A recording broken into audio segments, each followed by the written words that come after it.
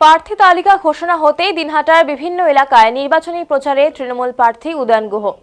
বুধবার নাগাদ দিনহাটা বিধানসভা কেন্দ্রের ভিলেজ 1 নং গ্রাম পঞ্চায়েতের বিভিন্ন এলাকায় জনসংযোগ এবং খুলি বৈঠকের পাশাপাশি একাধিক কর্মসূচি গ্রহণ করেন দিনহাটা বিধানসভা কেন্দ্রের তৃণমূল প্রার্থী এবং উত্তরবঙ্গ উন্নয়ন মন্ত্রী উদয়ন গুহ। এদিন তিনি মানুষের কাছে পৌঁছে মমতা বন্দ্যোপাধ্যায়কে দুহাত ভরে আশীর্বাদ করার আবেদন জানিয়েছেন। মঙ্গলবার প্রকাশিত হয়েছে তৃণমূলের প্রার্থী তালিকা, আর তারপরেই বুধবার থেকে ময়দানে তৃণমূলের প্রার্থীরা। দিনহাটা বিধানসভা এলাকায় জয়ের ব্যাপারে 100% আশাবাদী তৃণমূলের প্রার্থী উদয়ন গুহ। আজকের এই খুলি বৈঠকে মঞ্চে অঞ্চল দেখা গেল মানে যেই এলাকাগুলিতে পিছিয়ে ছিলেন এই বিগত দিনে সেখান থেকেই প্রচারটা শুরু করলেন, মানে স্ট্র্যাটেজিটা কি আছে? যে সাবজেক্টগুলোতে পিছিয়ে ছিলাম সেই সাবজেক্ট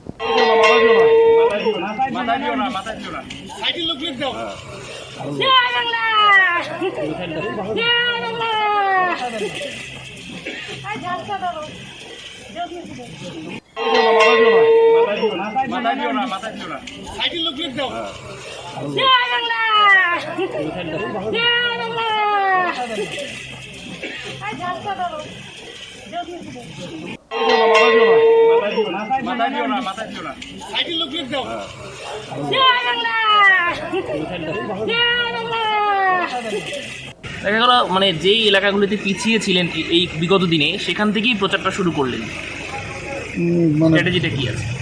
যে সাবজেক্টগুলোতে পিছিয়ে ছিলাম সেই সাবজেক্টগুলোতে আগে ভালো করে নিতে হবে। ভালো তো ভালো আছেই, সেটাকে তো আরও ভালো করব, কিন্তু যেগুলো পিছিয়ে ছিলাম যে এলাকাগুলো সেগুলোকে আগে ভালো করে ধরে সেগুলোকে এগিয়ে গেলে পরে আমাদের আরও ভালো হবে।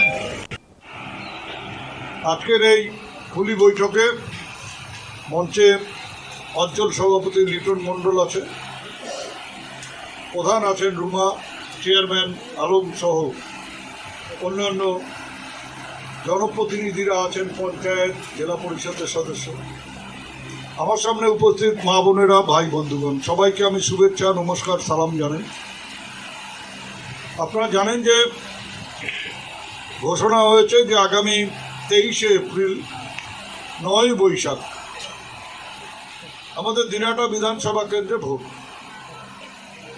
রাজ্যের 100 আজকের এই খুলি বৈঠকে মঞ্চে অঞ্চল সভাপতি লিটন মণ্ডল আছে, প্রধান আছেন রুমা,